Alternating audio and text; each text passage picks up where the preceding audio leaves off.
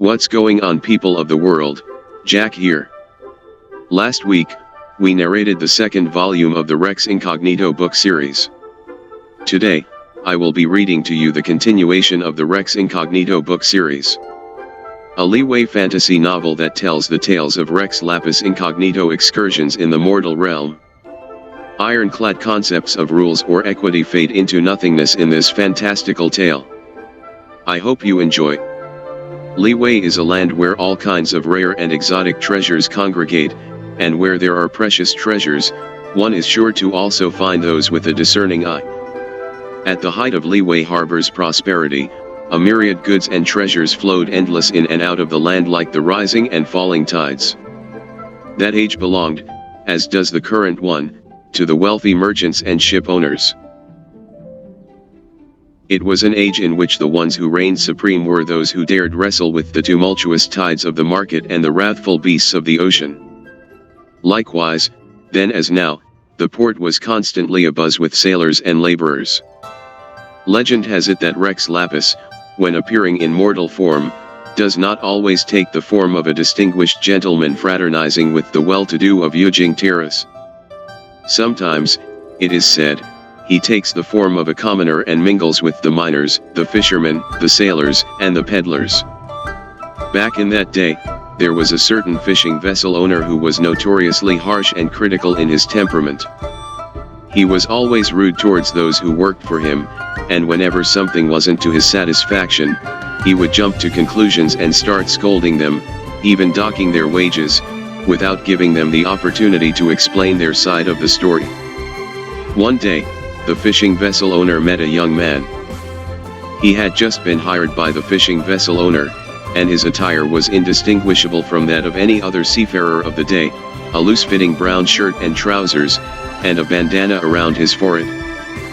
But from his tanned skin and the rugged, karst-like contours of his facial features, it was clear that he was a commoner from Jingsei village who had come down from the mountains into the city in an attempt to reverse his fortunes. Like most mountain dwellers of his day, he was a simple-minded and unsophisticated fellow. But what dismayed his new boss more than this was his reluctance to go anywhere near the caches of the slimy and tentacled variety. You don't make money by being choosy. Who do you think you are, Lord of the Manor? This was the only justification the ship owner gave for docking the newly hired mountain's manpay. The youngster simply smiled bashfully and continued with his work. This set the tone for many of the interactions between the two. But one day, the youngster responded instead with a question. Everyone has likes and dislikes, so why should we do the things we hate the most? The fishing vessel owner was taken completely by surprise by this random question. Incensed, he slapped his simpleton apprentice on the head and barked back at him. Them's the rules of the world, you moron. Listen good, you'll get yourself nowhere in this world if you won't do a job you don't like. But maybe that wasn't what Rex Lapis meant when he made the rules. Shut up, you idiot. Maybe you'll understand better if I tell you a story. The young man's eyes shone like amber from the mountain mines in the light of the setting sun. Oh. So you're a storyteller now, are you? At the thought of the simpleton from a sleepy mountain village telling him a story, the fishing vessel owner found himself suddenly quite curious. Go on then. But I expect you to work and talk at the same time. A mischievous smile flickered across the youngster's face, and a twinkle flashed in his eye. Well then, let me tell you a story about a certain jade plaque. And so, the young man proceeded to tell his tale. His boss listened so intently that he never noticed the anonymous pair of hands that were sneaking into his pocket, hands which subsequently pilfered the money he had made from all the wages he had docked before distributing it back out to the laborers.